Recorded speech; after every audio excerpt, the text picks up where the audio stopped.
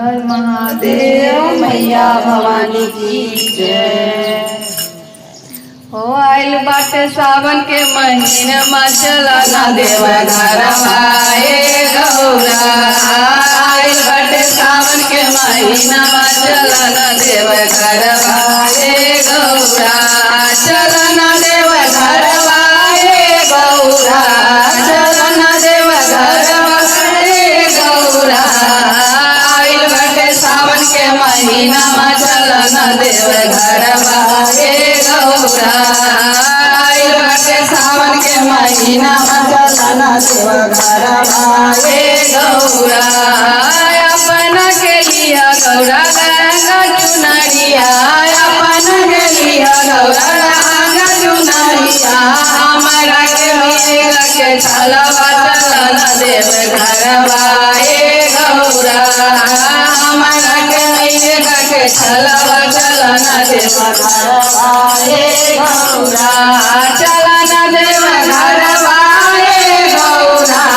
चला ना देव घरवा ए गौरा। आइल बाटे सावन के महीना में चला ना देव घरवा ए गौरा। आइल बाटे सावन के महीना में चला ना देव घरवा ए गौरा। अपना के लिया गौरा सोनामा के हरवा। अपना के लिया गौरा सोनामा के हरवा। हमारा के साल के मालवा चला ना देव घरवा ए गौरा। हमारा के साल के मालवा चला ना देव घरवा ए गौरा। चला ना देव घरवा ए गौरा। चला ना देव घरवा ए गौरा।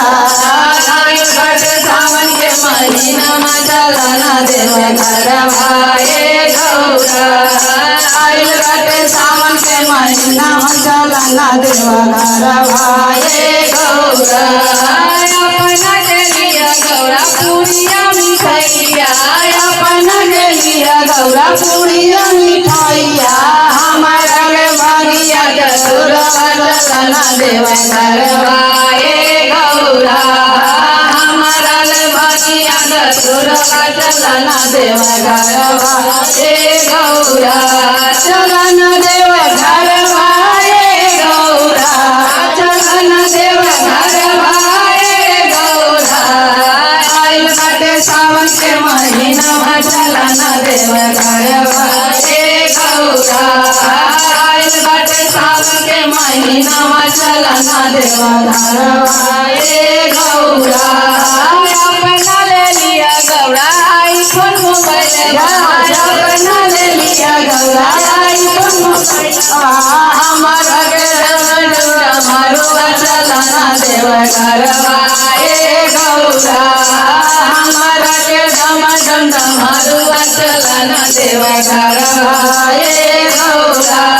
चला ना देव घरवा ए गौरा।